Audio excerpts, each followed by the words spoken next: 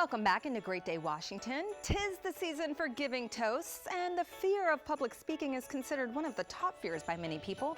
But with the right tools, you can be ready. Kristen and I recently spoke with Karen Eber, a storytelling expert and author of The Perfect Story.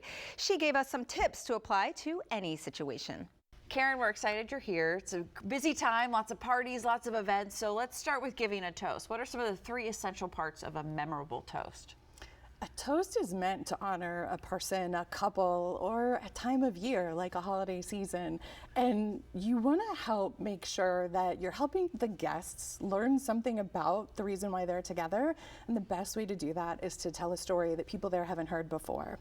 For the individual, it might be the graduate that sat in the wrong lecture hall at college on their first day, or the couple, there might be a funny behind the scenes story from their engagement.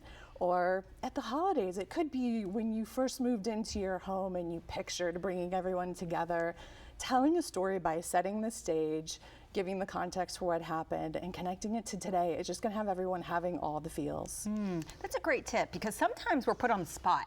Like, you might be planning to tell the toast, but sometimes someone says, toast, and then you're going, oh, I don't know what to say. But to just have in the back of your mind, tell a story. Tell a story. That's very helpful. Tell a story no one knows, too, because that's even better. That's even better. Now, how do you inject a little humor into this? Yeah, so a toast isn't a roast. This isn't open mic time. It's not time for you to tell that story that's so cringy or inside jokes. You want to keep humor light. You want to maybe make light of your relationship with the people that you're toasting, or pick a moment about the situation, like maybe the graduate that sat in the wrong lecture hall and then graduated with honors.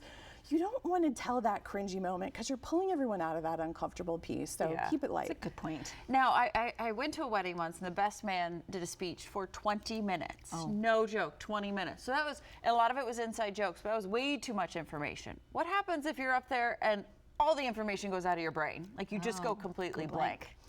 Blanking is a fear that we all have, right? You're terrified of, what am I actually going to say?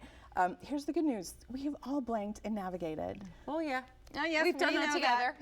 On TV sometimes. Oops. On TV, but in real life, like, how many times have you been at a restaurant and someone comes to take your order and no clue?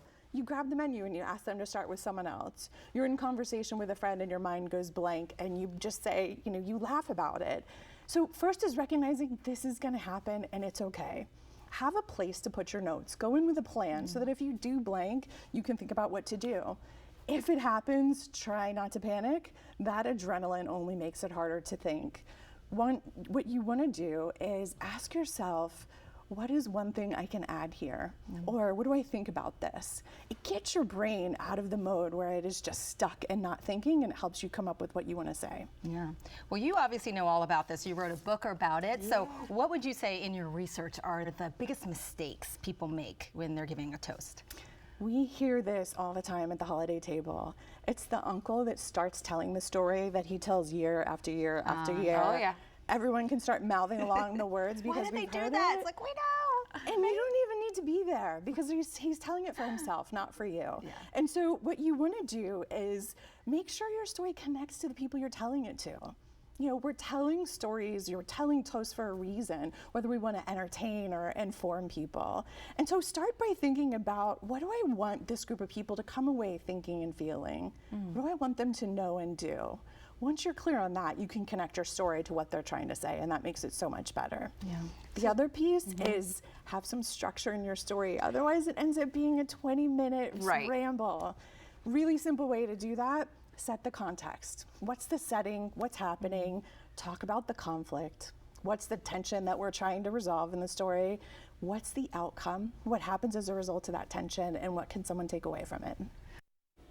To learn more from Karen, check her out on social or at her website, KarenEber.com.